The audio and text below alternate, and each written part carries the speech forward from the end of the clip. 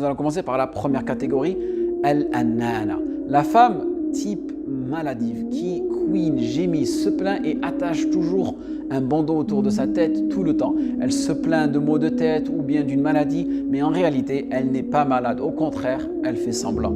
Elle aime se faire passer pour une victime pour que tout le monde soit à son service et même ses proches s'en plaignent. Al-Mannana, la femme qui accorde des faveurs, des cadeaux, etc.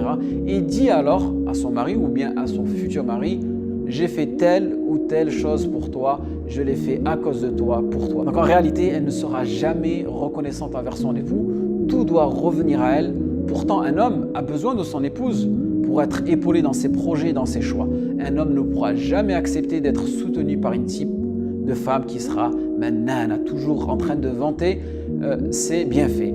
Al-Hannana, la femme qui est très attachée à ses amis ou à sa famille, qui passe sa vie à faire des allers-retours, jamais stable. Attention, je ne dis pas que la femme doit être séparée de ses proches, mais elle doit faire la part des choses. Ou bien, Al-Hannana, c'est celle qui pense encore à son ex-mari, comment être marié à une personne qui aime et pense encore à son ex-époux.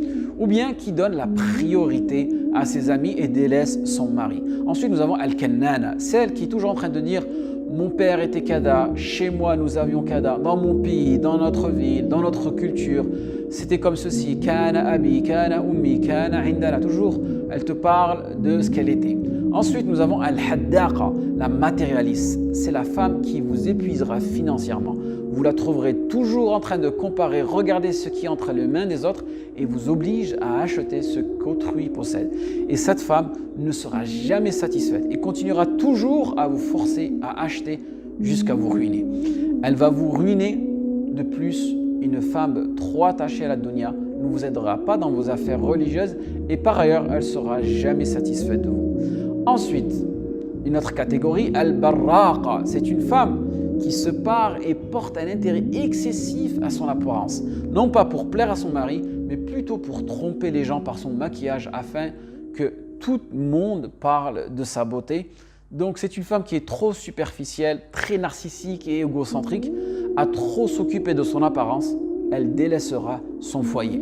Ensuite, vous avez Al-Shaddaqa, celle qui, lorsqu'elle s'exprime, elle parle toujours à haute voix. Et souvent, ses propos sont insignifiants. Elle parle juste pour parler et tout le monde s'ennuie avec elle et toi aussi, tu risques de t'ennuyer.